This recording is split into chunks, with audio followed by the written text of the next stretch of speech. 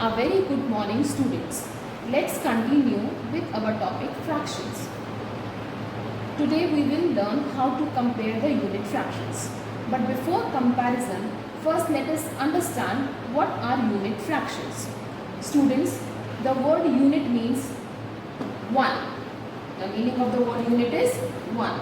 So a unit fraction is a fraction which has numerator 1. So a fraction having numerator 1 is called a unit fraction, or in other words we can say that it is a part of a whole or one part of a whole. Now students, this is one whole. For making it into a fraction or for dividing it into a fraction, what are the two basic important things? The first thing is that we have to divide it into parts, and the second important thing is that the parts should be equal. Now this is one whole. If I divide this whole into two equal parts, then each part will be a half. Now you can see that if I put one part on the other, then all the parts from all the sides it is equal.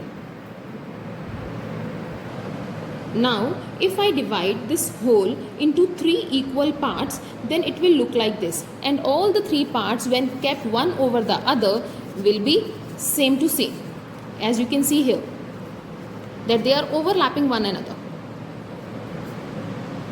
If I divide this whole into four equal parts, then each part will look like this, and if I keep each part one over the other, then all the four parts will be equal, as you can see here that they all are overlapping one another and none of them is exceeding. Now children, this is one whole.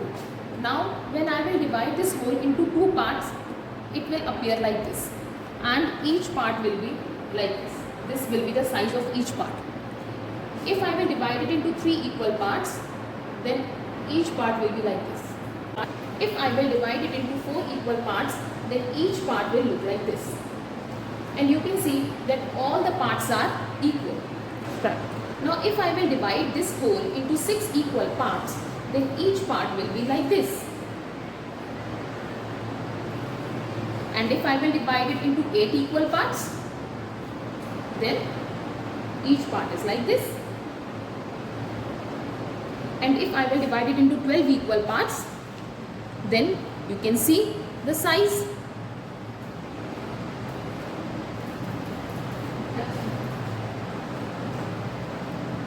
And if I will divide it into 16 equal parts, then what's happening? Can you see that every time if I'm increasing the number of parts, the size of each part is getting smaller. Now if I compare the size of the parts,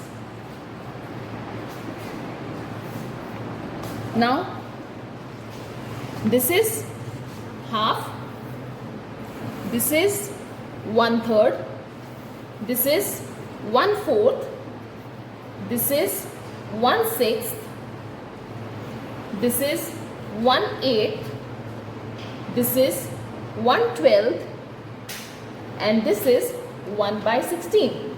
So each and every time the part is getting smaller. When I will divide into two equal parts, the size of each part will be like this.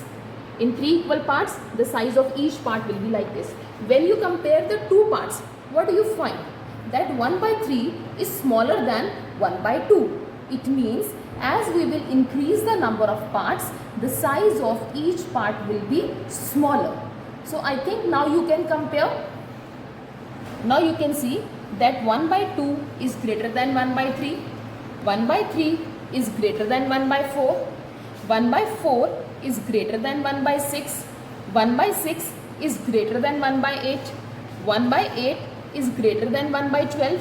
And 1/12 is greater than 1/16. I think you all can find out which of the two fractions is greater. Now here we have 1/7 and 1/9.